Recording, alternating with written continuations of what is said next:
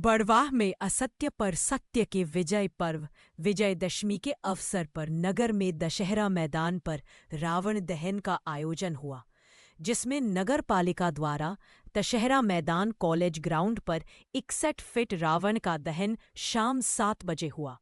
दशहरा मैदान पर बग्गी में सवार होकर राम लक्ष्मण हनुमान जी का स्वागत श्री श्री 108 श्री नारायण दास जी महाराज सुंदरधाम आश्रम द्वारा पुष्पमाला पहनाकर किया गया। इस दौरान महंत 108 श्री नारायण दास जी महाराज द्वारा बुराई पर अच्छाई की जीत पर अपने आशीर्वचन दिए। SR न्यूज़ के लिए आनंद राठौर की रिपोर्ट। सुराना और अभी जो सीएमओ साहब और लक्ष्मण जी और सभी अन्य जो उपस्थित है हमारे ये बड़वा नगर के सभी भक्तगण, आप सभी ने सौभाग्य है कि ऐसे आयोजन को और धार्मिक आस्था यानी सनातन के अंदर धार्मिक ही देखा जाता है। सत्य और असत्य हमारे छल ही होता है। आज छल को देख करके आप समझ में जीवन में उतारिए कि छल का परिणाम छल होता है। रावण ने भैंस बनाकर छल किया था तो उसका परिणाम आज आपके सामने उपस्थित है। इसीलिए मैं आप सबसे निवेदन करता हूँ कि ये जीवन मानव जीवन बार बार नहीं मिलता। बड़े भाग मानुष तन पावा सुर दुर्लभ सब ग्रंथि न गावा। ये बड़े भाग्य से मानव जीवन प्राप्त होता है। आप सभी कभी छल का कभी प्रयोग मत करो। आपके जीवन में पहले परिवार आपने स्वयं को सुखी रहोगे तो कभी सुखी नहीं माना जाएगा, बड़ा सम्मान रहेगा। और आप परिवार समाज को सुखी करेगा तो उसका बड़ा सम्मान होगा। तो समाज गांव को सुखी करेगा तो बड़ा सम्मान होगा। गांव यानी राष्ट्र को सुखी करेगा तो उसका सर्वधार रहेगा। आप सभी को सुखी रखने के लिए आप परहित पर यानी परोपकाराय पुण्याय पापाय परोपकार करना सीखो। सत्य सनातन धर्म में हमारे पूर्वजों ने हमारी परंपराओं में आज श्री राम जी महाराज का यहाँ प्रादुर्भाव हुआ होगा। और आज हमारे वर्तमान में सिया राम में सब जग जानी, ये राम का स्वरूप है। यानी जहाँ भी देखोगे हमारे संत महात्माओं का जो ध्यान होता है, भाव होता है, सबको राम वही देखते हैं। तो आज राम मुंह में सभी यहाँ उपस्थित हैं और उसी में से एक भगवान की दिव्य आत्मा प्रकट होकर के एक असत्य को यानी अपने धाम को पहुँचाएगी। और वो माता महिषासुर का माने माता आदि शक्ति माता दुर्गा ने महिषासुर का वध किया था और महिषासुर के उपरांत ही उसका भी वध आज ही उपलक्ष्य में हुआ है।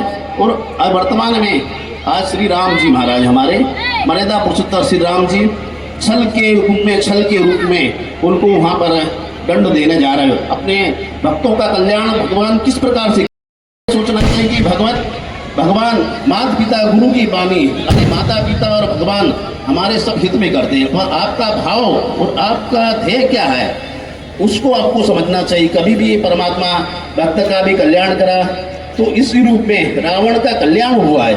एक मानव मात्र का कल्याण नहीं है, शरीर का कल्याण नहीं है, उनकी आत्मा का कल्याण हुआ है, उनको धाम पे पहुंचाए। ये परंपरा को देखते हुए तो ये जय विजय थे।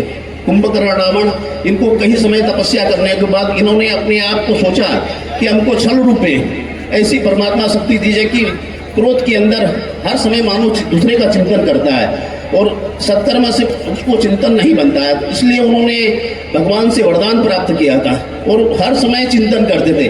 और राम जी के बड़े प्रिय थे, माता के प्रिय थे। पर रावण नाम एक अशुद्ध है। वहाँ हमारे यहाँ रावण एक शब्द ऐसा है कि किसी भी परंपरा में किसी का भी नाम रावण नहीं, राम रखा होगा और सभी रखा होगा पर रावण नहीं रखा। तो आप लोगों से मैं यही कहूँगा कि आप सभी लोग ये सनातन धर्म की परंपरा को निभाते हुए, राष्ट्र की परंपरा को निभाते हुए और हमारे समाज का और हमारे यहाँ का हित करने के लिए जागृत रहे। आज की पीढ़ियों का वर्तमान को देखते हुए आप सब देख रहे हो कि युवा पीढ़ी अनेक दूषित हो रहा है। यह भविष्य बहुत अंधेरे में है। आप सभी को एक राष्ट्र के लिए, समाज के लिए और एक धर्म के लिए तटस्थ रहना है। और हम सभी भक्तों से निवेदन करेंगे कि आप लोग बड़े भाग्यशाली हैं और ऐसे सत्कर्म करते रहिए और संतों का एक आवागमन बना रहे और संतों का सम्मान होता रहे। संतों के मार्गदर्शन में आप सब बड़ा उसका आनंद और शांति मिलेगी।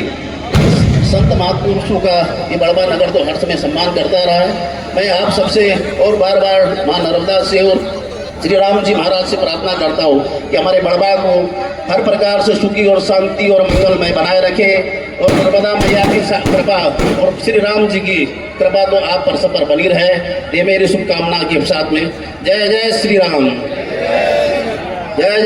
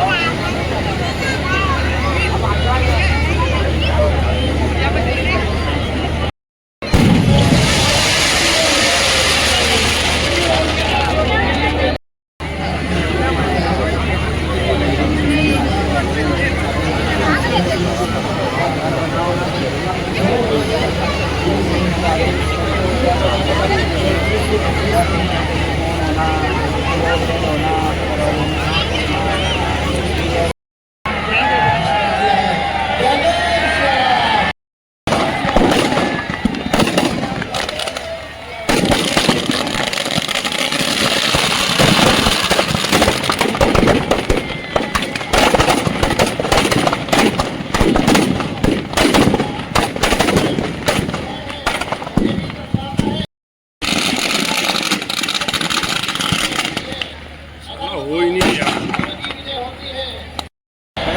बुराइयों का यही त्याग करें और गणेश सिंह लेकर भी यहाँ से जाए।